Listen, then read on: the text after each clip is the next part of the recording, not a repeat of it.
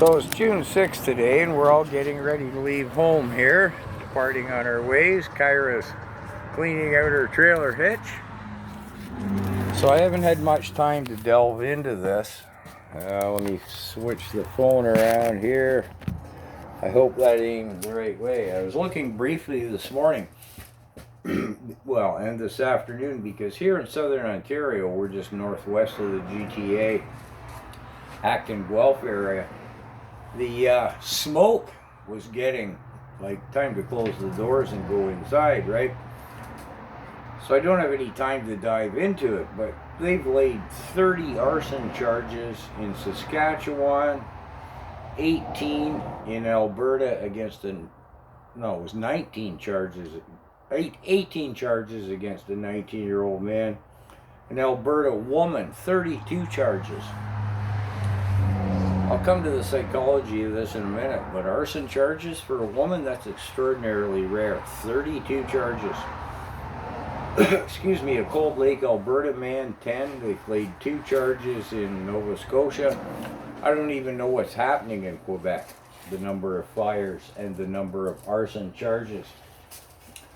Now I'm going to try to be brief because I'm in a hurry here too, but to go into the psychology of arson, we go back to Martha Stroud. Arsonists only usually set it's okay, Kyra. Okay, I'll go to the shop. Like one fire at a time.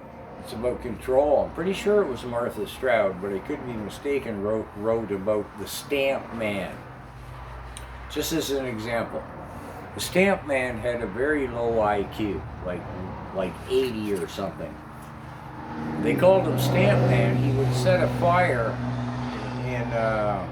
in a post office in America. And he'd sit right there on the bench. And the whole thing was he felt in control because everybody came to put out the fire. And then they just throw him in jail. And he'd get out and he'd do it again and again.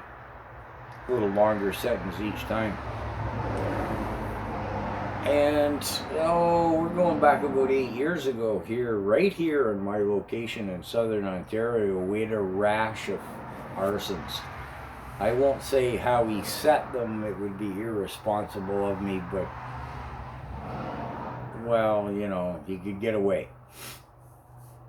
And only near the very end, before they caught him, I forget now, 30, 40 fires he set.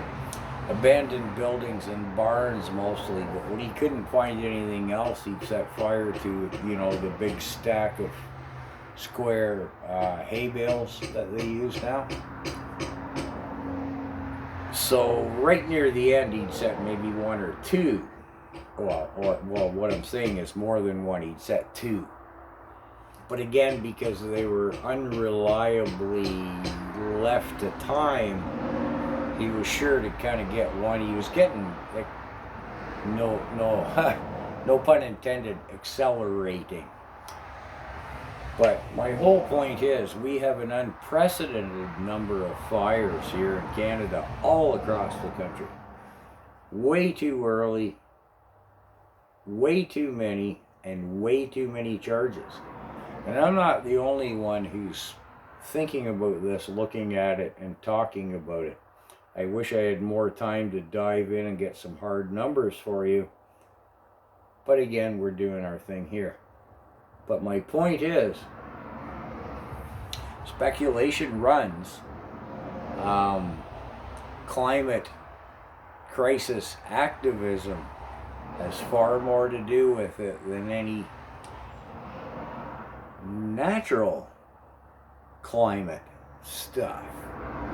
Sorry, hadn't thought my way through it for the terminology really well here. And I don't know where to reference you to go to find some hard numbers on all this stuff. But Stephen Guilbeault, our minister, Greasy Stephen, our Minister of Environment and Climate Crisis, is, what does he call himself? A climate activist. And the speculation runs that, it has more to do with politics than it does with Mother Nature.